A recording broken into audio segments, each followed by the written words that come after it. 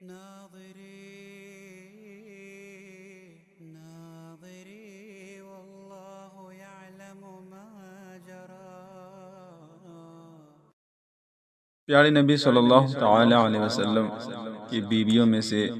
ایک نام حضرت میمونہ رضی اللہ تعالی عنہا کا بھی آتا ہے۔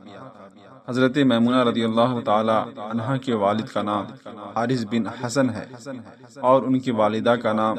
ہند بن عوف ہے۔ حضرت میمونہ رضی اللہ تعالی عنہا کا پہلا نام برا تھا، لیکن پیارے نبی صلی اللہ تعالی علیہ وسلم نے ان کے نام کو تبدیل کر کے میمونہ رکھ دیا۔ حضرت میمونہ رضی اللہ تعالی عنہا پہلے ابو رحم بن عبد العزیٰ کے نکاح میں تھی، مگر جب پیارے نبی صلی اللہ تعالی علیہ وسلم 7 ہجری میں عمرۃ القضاء کے لیے مکۃ المکرمہ تشریف لے گئے تو حضرت میمونہ رضی اللہ تعالی عنہا بیوہ ہو چکی تھی۔ حضرت عباس رضی اللہ تعالی عنہ نے ان کے بارے میں پیارے نبی صلی اللہ تعالی علیہ وسلم سے گفتگو کی تو پیارے نبی صلی اللہ تعالی علیہ وسلم نے حضرت میمونہ رضی اللہ تعالی عنہا سے نکاح کر لیا اور عمرۃ القضاء سے واپسی پر مقام صرف میں ان کو اپنی صحبت سے سرفراز فرمایا۔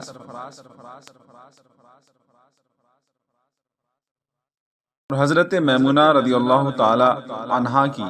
والدہ ہند بن عوف کے بارے میں عام طور پر یہ کہا جاتا ہے، جو مشہور ہے، کہ آپ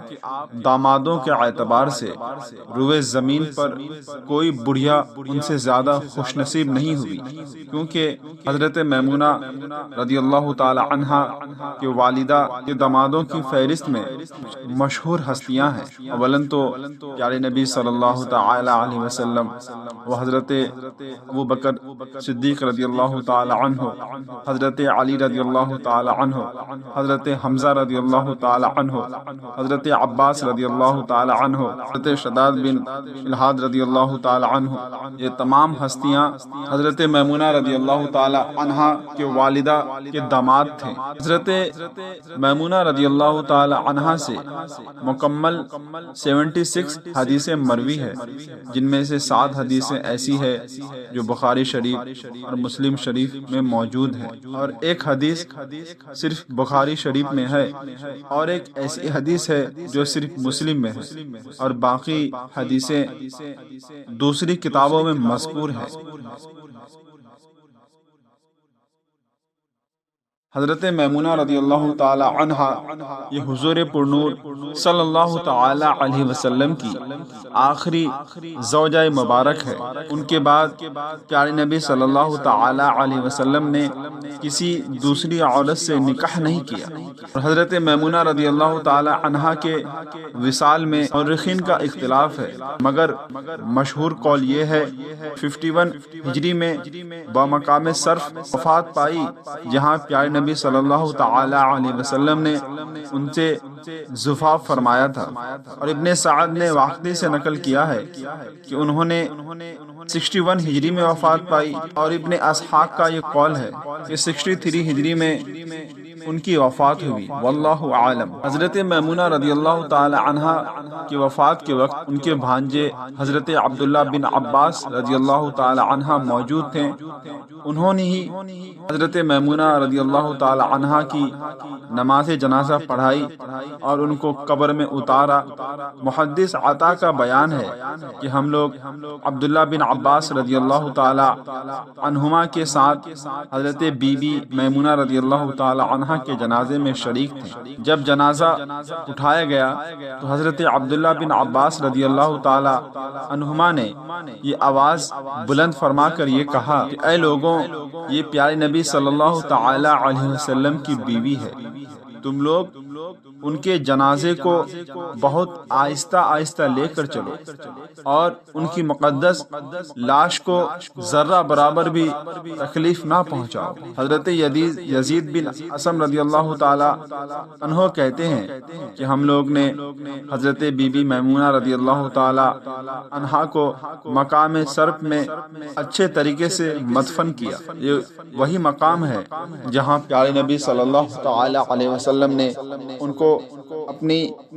زوجیت سے سرفراز کیا تھا، اپنی قربت میں داخل کیا تھا۔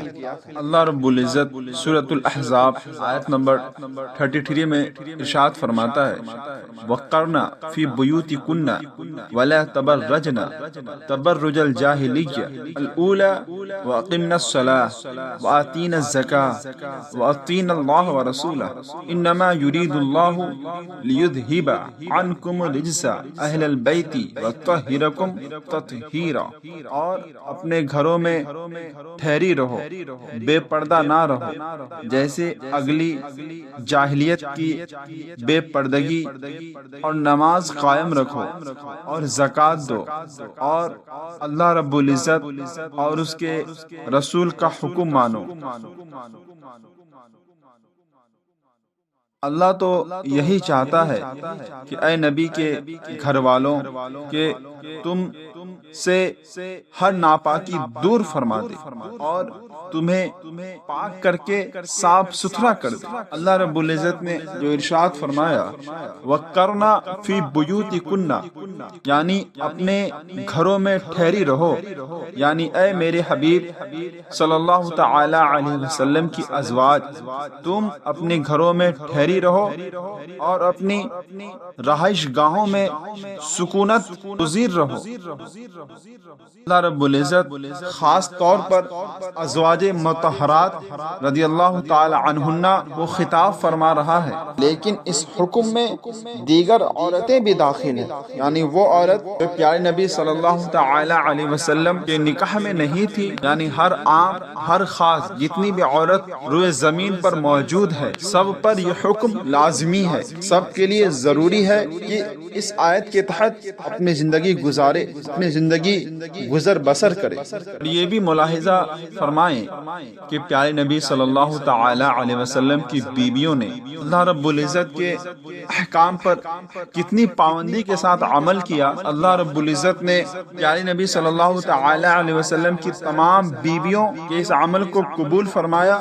اور ان کے درجات کو اور زیادہ بلند و بالا کر دیا۔ یہی وجہ ہے کہ امام محمد بن سیرین رحمۃ اللہ تعالی علیہ فرماتے ہیں کہ مجھے بتایا گیا کہ پیارے نبی صلی اللہ تعالی علیہ وسلم کی زوجہ مطہرہ حضرت سودا رضی اللہ تعالی عنہا سے کہا گیا کہ آپ کو کیا ہو گیا ہے کہ آپ نہ حج کرتی ہیں اور نہ عمرہ کرتی ہیں؟ حضرت سودا رضی اللہ تعالی عنہا نے جواب دیا کہ میں نے حج بھی کیا ہے اور میں نے عمرہ بھی کیا ہے، اور اللہ تعالیٰ نے مجھے حکم دیا ہے کہ میں گھر میں رہوں۔ خدا کی قسم میں دوبارہ گھر سے باہر نہیں نکلوں گی۔ اور راوی کا یہ بیان ہے کہ خدا کی قسم وہ اپنے زندگی میں اپنے دروازے سے باہر نہ آئیں یہاں تک کہ وہاں سے آپ کا جنازہ ہی نکالا گیا۔ اللہ رب العزت کی بارگاہ میں دعا ہے کہ اللہ تعالیٰ ہماری ماں کے درجات کو بلند فرمائے اور مسلمان خواتین کو ان کی سیرت پر عمل کرنے کی توفیق عطا فرمائے۔ آج کل یہ بھی لوگ کہتے ہیں کہ کیوں اللہ رب العزت نے پابندی عورتوں پہ لگائی ہے کہ وہ چار دیواری کے اندر رہیں، یہ تو جبر ہے، یہ تو عورتوں پر زبردستی ہے، یہ تو عورتوں کی آزادی چھینی جا رہی ہے، عورتوں کے حقوق کو چھینا جا رہا ہے۔ در حقیقت میں یہ ان عورتوں کا خیال ہے جو عورتیں دنیا سے دل لگاتی ہے، جو دنیا میں رہنا پسند کرتی ہے، جو اپنے زندگی کو اپنے اعتبار سے جینا چاہتی ہے، وہی عورتیں اس طرح کی باتیں کرتی ہے اور خود بھی تباہ و برباد ہوتی ہے اور دوسروں کو بھی وہ تباہ و برباد کر دیتی ہے۔ اور اللہ رب العزت نے جو ارشاد فرمایا عورتوں کو کہ وہ اپنے گھروں میں ٹھہری رہے اور شرعی ضرورت و حاجت کے بغیر اپنے گھر سے باہر نہ نکلے، پیارے نبی صلی اللہ تعالی علیہ وسلم نے عورتوں کی اس عمل کی فضیلت بیان فرمائی۔ حضرت انس رضی اللہ تعالی عنہ فرماتے ہیں عورتیں پیارے نبی صلی اللہ تعالی علیہ وسلم کی بارگاہ میں حاضر ہوئی اور انہوں نے عرض کیا کہ اللہ کے پیارے حبیب صلی اللہ تعالی علیہ وسلم، مرد اللہ رب العزت کی راہ میں جہاد میں شریک ہو کر فضیلت لے گئے، اور ہمارا تو کوئی ایسا عمل ہی نہیں ہے کہ ہم بھی ان مجاہدین کا درجہ حاصل کر سکیں۔ پیارے نبی صلی اللہ تعالی علیہ وسلم نے یہ سن کر ارشاد فرمایا کہ تم میں سے جو اپنے گھر میں ٹھہری رہو گی تو اللہ رب العزت ان کو مجاہدین کا درجہ عطا کرے گا۔ جو مجاہدین اپنے گھر سے نکلتے ہیں اور اللہ رب العزت کی راہ میں جہاد کرتے ہیں۔ اس روایت سے ہمارے معاشرے کے ان عورتوں کو سبق حاصل کرنا چاہیے جو بلا ضرورت گھروں سے باہر نکلتی ہیں اور گھومتی ہیں اور باہر میں جا کر تماشا کرتی ہیں۔ جب وہ بازار جاتی ہیں تو وہاں جا کر خلط ملط ہو جاتا ہے۔ یقین جانے ایک شوہر کے لیے ضروری ہے کہ وہ اپنی بیوی کے ان تمام چیزوں کو لا کر دے جو اس کی بیوی کے لیے ضروری ہے۔ وہ چیزیں جس میں شوہر قادر نہ ہو، جس میں شوہر کو سمجھ نہ ہو کہ اچھا ہے یا خراب ہے، وہ کشمکش کا شکار ہو جائے، تو شریعت اجازت دیتی ہے کہ وہ اپنی بیوی کو لے کر جائے پردے کی حالت میں، اور وہاں جا کر جو چیز بیوی کو ضروری ہے وہ چیزیں بیوی کو دلا دے۔ یہاں شریعت جبر نہیں کرتی، شریعت یہ کہتی ہے کہ جب تک ضرورت نہ ہو بلا شرعی عورتیں گھر سے باہر نہ نکلیں، لیکن جب ضرورت پڑ جائے تو شریعت رخصت دیتی ہے وہاں تک جہاں تک ضروری ہو۔ یہی مذہب اسلام کی خوبصورتی ہے۔ اور یہ بھی اپنے ذہن پر یاد رکھیں کہ مذہب اسلام میں عورتوں کو گھر میں ٹھہری رہنے کا حکم جو دیا گیا ہے، اس کا مقصد یہ ہرگز نہیں ہے کہ مذہب اسلام عورتوں کے لیے یہ چاہتا ہے کہ وہ قید خانے میں رہیں۔ جس طرح پرندے پنجرے میں رہتے ہیں اور جانور باڑے میں زندگی بسر کرتے ہیں، اسی طرح عورت بھی پرندے اور جانور کی طرح زندگی گزر بسر کرے۔ مذہب اسلام ہرگز یہ نہیں چاہتا، بلکہ یہ حکم اسی لیے دیا گیا ہے کہ اس میں عورتوں کی عزت اور عورتوں کی تحفظ زیادہ ہے۔ اور آسان انداز میں یوں سمجھ سکتے ہیں کہ جس کے پاس قیمتی ترین ہیرا ہو وہ اسے لے کر سر عام بازاروں میں نہیں جاتا، بلکہ اسے مضبوط سے اور محفوظیت کے ساتھ اپنے پاس رکھنے کی کوشش کرتا ہے تاکہ اس کی یہ دولت محفوظ رہے اور کوئی لوٹیرا اسے لوٹنے کی کوشش نہ کرے۔ اس کا یہ عمل عقل سلیم رکھنے والوں کی نظر میں بہت اچھا اور قابل تعریف ہے۔ وہی شخص اپنا قیمتی ہیرا بازاروں میں لے کر جائے، لوگوں کی نگاہیں اس ہیرے کے اوپر پڑ جائے تو ممکن ہے کہ لوگ دیکھ کر اپنی نیت خراب کر جائیں گے اور اسے لوٹنے کی کوشش کریں گے، اور سماج میں اس طرح کے شخص کو، اس طرح کے انسان کو جاہل اور بیوقوف کہا جاتا ہے۔ یقین مانے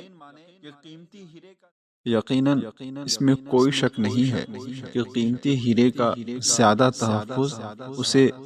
مضبوط لا کر کے اندر رکھنے میں ہے،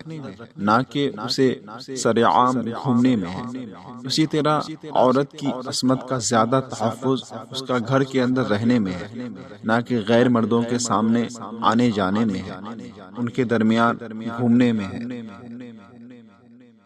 اس سے معلوم ہوا کہ وہ لوگ جو خود کو دانشور کہلاتے ہیں، عقل مند کہلاتے ہیں، در حقیقت میں وہ نہ ہی تو دانش مند ہے اور نہ ہی عقل مند ہے، اسی لیے کہ مذہب اسلام کی بنیادی حکم کو چھوڑ دیتے ہیں،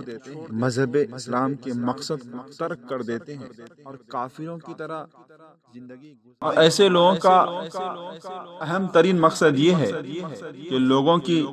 نظر میں اسلام کے احکام کی برکتوں کو، عظمتوں کو، نعمتوں کو، شفقتوں کو ختم کر دیا جائے۔ عورت اسلامی احکام کو اپنے حق میں سزا تصور کرے اور اپنی عصمت جیسی قیمتی ترین دولت کو بازاروں میں لٹا دے، کچھ وقت تو وہ خوش رہے گی لیکن زندگی بھر